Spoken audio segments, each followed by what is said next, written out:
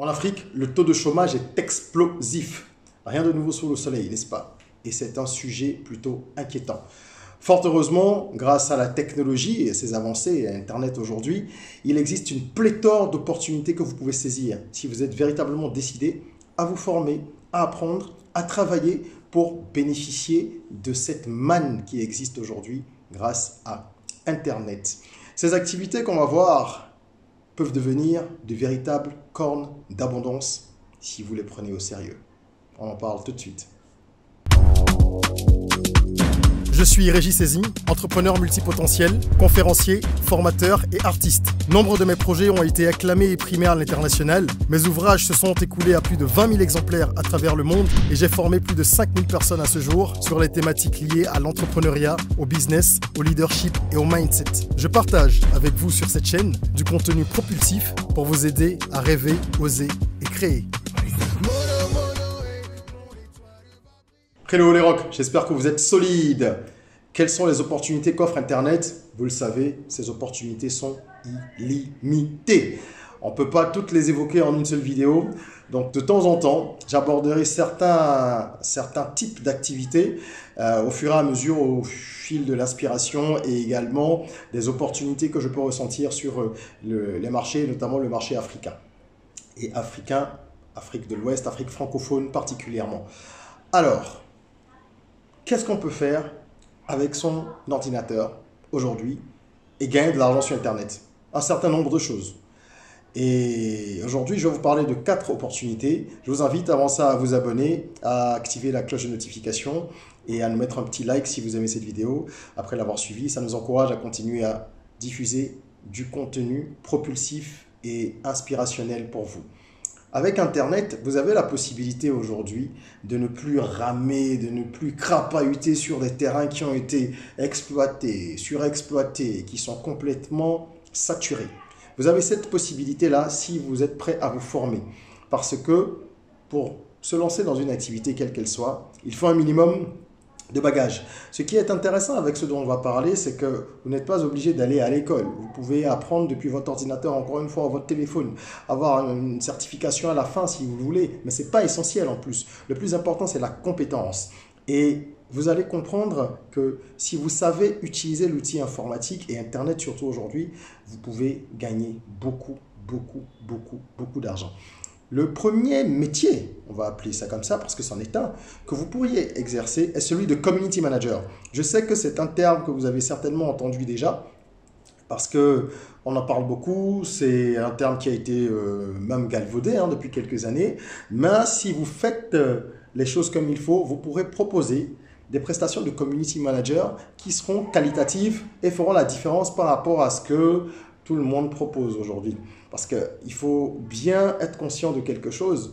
Le community manager, c'est quelqu'un qui gère une communauté. Ce n'est pas simplement une personne qui fait des publications sur Facebook, sur Twitter ou sur LinkedIn ou sur un autre réseau social. Il ne fait pas que des publications, pardon. C'est quelqu'un qui sait communiquer. C'est une personne qui est, comme le dit le terme en anglais, community manager, gestionnaire de communauté. Et qui va donc pouvoir proposer du contenu, que ce soit des textes, des images ou des vidéos, à la communauté, donc aux personnes qui sont sur la page en question, sur le réseau social ou les réseaux sociaux, s'il y en a plusieurs pour une marque ou pour une entreprise, qui va pouvoir développer cette communauté, donc qui va mettre en place des stratégies permettant d'acquérir plus de followers, plus d'abonnés, etc., qui va également savoir comment engager la communauté, c'est-à-dire quoi dire, quoi faire pour faire réagir les gens, pour qu'ils likent, pour qu'ils commentent, pour qu'ils partagent, pour qu'ils soient de plus en plus attachés à la marque. Et tout ça, c'est de l'incitation indirecte parce que, évidemment, lorsqu'une entreprise paye des prestations et demande à un community manager de gérer ses réseaux sociaux, c'est pour son image, mais indirectement, c'est pour gagner de l'argent. Seulement que dans les pratiques, vous l'apprendrez si vous vous formez, on ne fait pas des publications de vente tous les jours en disant voilà, nouveau produit à 200 francs, nouvelle opportunité, 30% de réduction. On ne passe pas sa vie sur une page qu'on gère à faire des messages publicitaires uniquement. Ok? Donc, il faut créer une véritable dynamique et un esprit sur cette page avec toute une communauté. Ça demande du temps, ça demande du tact, ça demande de la vision, ça demande de l'intelligence et tout ça, ça s'apprend. Donc, les formations, il y en a plusieurs sur Internet. Allez faire vos recherches pour en choisir une si ça vous intéresse. Et après, c'est la pratique évidemment qui vous permettra de gagner en expérience tout doucement. Certains iront plus vite que d'autres, comme pour tout, parce que si vous avez des aptitudes rédactionnelles, si vous avez également de l'intelligence interpersonnelle, donc vous savez comment interagir avec les gens, ce sont des choses qui vont vous aider. Mais aujourd'hui, il y a tellement d'outils pour vous permettre d'aller vite. Vous pouvez étudier des stratégies d'autres community managers qui sont connus, que ce soit en Afrique ou ailleurs, voir ce qu'ils font. Il y a des pages entières et des groupes dédiés aux community managers où ils partagent donc des techniques, du savoir-faire. Et ça, croyez-moi, vous pouvez gagner beaucoup d'argent. Je le dis parce que moi, j'ai fait du community management dans une de mes sociétés en 2012. On l'a fait de 2012 à 2016. Et il y avait très peu de gens sur le marché, en tout cas béninois, qui en proposaient à ce moment-là. Et c'était une boîte qui opérait au Bénin. Et croyez-moi, on a gagné beaucoup d'argent. Donc, community manager, un métier où il y a déjà du monde, enfin, de plus en plus de personnes, mais un métier qui a beaucoup d'avenir. Je vous invite à aller regarder ça de plus près. Deuxième profession que vous pourriez embrasser, spécialité que vous pourriez développer, c'est celle du copywriting. Le copywriter, c'est une personne qui sait rédiger. Copywriting, donc écrire, entre guillemets, si vous voulez, écrire des textes qui soient convaincants, des pitchs de vente, des textes de présentation. Et il n'y a pas que la vente directe, encore une fois. Le copywriter, c'est quelqu'un qui est capable d'écrire des messages publicitaires, qui soient des messages de vente directe, de vente indirecte, des messages de comparaison de produits, des messages de mise en avant d'avantages concurrentiels. Bref, c'est toute une série, tout un éventail de styles et de façon de faire que le copywriter a dans sa besace et qu'il peut dégainer à tout moment. Ça s'apprend également. Vous devez avoir bien sûr de bonnes bases rédactionnelles, encore que je connais des gens qui se sont formés, qui étaient, on va dire, très moyens en termes de rédaction et qui aujourd'hui sont très forts. Parce que, encore une fois, les ressources pour se former existent. Et croyez-moi, les entreprises ont besoin de copywriters et elles en auront encore besoin pendant longtemps. Avec l'avènement de ChatGPT et tout ce qui et intelligence artificielle, toutes les autres options qui existent sur le marché et qui vont continuer à être développées, qui sont très performantes, c'est vrai qu'il va y avoir un besoin qui va peut-être baisser un peu en volume. Mais croyez-moi, il y a toujours de la place parce que les entreprises n'ont pas le temps. Ces outils-là, tels que ChatGPT et autres, ce sont des outils qui vont justement être utiles pour les copywriters. Ça ne va pas être une menace pour les meilleurs d'entre eux en tout cas. Ça va être des alliés. Donc, allez voir ce que vous pouvez en faire. Je vous assure qu'il y a des personnes qui sont dans ce business du copywriting qui gagnent des millions et des millions et des millions et des millions de francs CFA tous les mois. Je connais quelqu'un qui fait plus de 15 000 $ mois. Et cette activité ne lui prend pas tout son temps. Il développe d'autres choses. Mais rien qu'avec le copywriting, il gagne 15 000 $ le mois. En plus d'autres activités qu'il mène sur Internet. Donc imaginez la manne. Imaginez la manne. Évidemment, il est capé. C'est quelqu'un de performant qui travaille toujours à s'améliorer, qui est inscrit sur de nombreuses plateformes telles que Fiverr, 5euros.com, Upwork, qui sont des grosses plateformes de freelance. Vous pouvez aller proposer vos services et les vendre à des gens dans le monde entier et recevoir votre argent. Donc, copywriting, une opportunité à ne pas louper.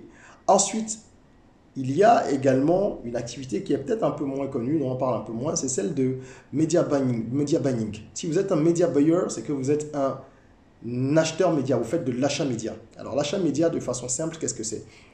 Lorsqu'il y a une campagne publicitaire qui doit être mise en œuvre, déjà dans une entreprise, je vais dire, avec les médias classiques, d'accord, il y a un plan de communication qui est établi par le service com, ou en tout cas par un spécialiste. Ça peut être une agence qui est contractée pour cela, ça peut être également quelqu'un en interne.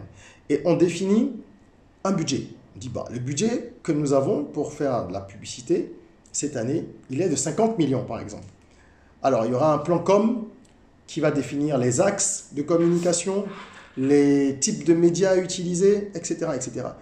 Le spécialiste de l'achat média est celui qui va venir définir quels sont, de façon détaillée, quels sont les médias à choisir. Si par exemple dans le plan de com, on a dit qu'on mettait 30% du budget sur de la TV, des chaînes de télévision, eh bien, celui qui a l'achat média, il lui reviendra de faire ses recherches, de faire son étude, son analyse, pour proposer quelles sont les chaînes télévisées qu'il faut choisir pour atteindre l'objectif fixé. C'est un métier qui existait déjà, comme je l'ai dit, dans les médias, avec les médias traditionnels. Avec l'avènement d'Internet, il y a juste une transposition. C'est-à-dire qu'aujourd'hui, les gens font de l'achat média pour des médias online. Vous voulez une bannière sur un site qui a 4000 visiteurs par mois et dont les visiteurs ont entre 25 et 45 ans et habitent à Libreville, par exemple. Eh bien, il faut toute une analyse que celui qui est l'acheteur média va mener pour définir quel est justement ce site internet qui correspond à votre requête, qui correspond à votre produit, qui correspond à votre stratégie, qui va permettre d'atteindre les objectifs. Donc le travail de celui qui est en charge du media buying, c'est d'optimiser le budget pour l'utiliser à son full potentiel. Choisir les bons médias, choisir les périodes, choisir les émissions sur les médias. Vous imaginez bien, à titre d'exemple, que 20 secondes sur TF1, il y a quelques années, c'était je crois 10 000 €. Je ne sais même plus de quand date cette info, donc ça a dû évoluer énormément. 20 secondes. Et que dans le magazine Elle, par exemple, une pleine page, je crois c'était 31 000 € il y a quelques années. Donc, une pleine page à plus de 20 millions, 24, 25 millions peut-être de CFA. Bon, à ce moment-là, on est bien d'accord qu'il ne faut pas se gourer. Quand on dépense des sommes aussi folles, et même en Afrique, si vous allez sur des marchés très dynamiques comme la Côte d'Ivoire, en Afrique francophone, la Côte d'Ivoire, le Sénégal, le Cameroun, les marchés anglophones, je n'en parle même pas, la publicité coûte extrêmement cher. Donc quand vous engagez 1 franc en tant que marque ou entreprise, vous avez besoin qu'il soit utilisé à son plein potentiel. C'est là que le media buyer intervient. Et aujourd'hui, les gens qui font du media buying online, ils sont très recherchés parce qu'on fait beaucoup de publicité sur Internet. Lorsqu'on a un budget communication aujourd'hui, une part importante est consacrée à Internet généralement, dans toutes les entreprises, des plus petites aux plus grandes. Donc, est-ce qu'il faut faire de la pub sur Facebook? Est-ce qu'il faut faire de la pub sur LinkedIn? Est-ce qu'il faut placer des bannières sur un site? Est-ce qu'il faut placer des pop-up sur un site? Est-ce qu'il faut plutôt faire de l'apparition sur des applications ou dans des jeux, les jeux gratuits auxquels les gens jouent où il y a plein de pubs, etc. Où est-ce qu'il faut placer le message publicitaire pour qu'il atteigne le maximum de personnes? Donc le media buyer va optimiser tout cela, il va négocier également les prix et derrière il y a plein d'autres business. Vous pouvez également avoir des ententes avec certains gros médias, acheter des volumes. Quand c'est à la télévision, c'est des volumes d'heures par exemple, de passage qu'on vous fait donc à des prix réduits. Et sur Internet, ce sont des choses qui se font aussi. Il y a donc des régies médias qui permettent de faire tout ça. En tant qu'indépendant, vous pouvez le faire et créer votre agence web.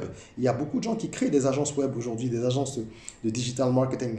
Et parmi les prestations, vous pouvez proposer le media buying, comme vous pouvez également vous spécialiser dans le media buying et donc aider de nombreuses marques qui en ont besoin.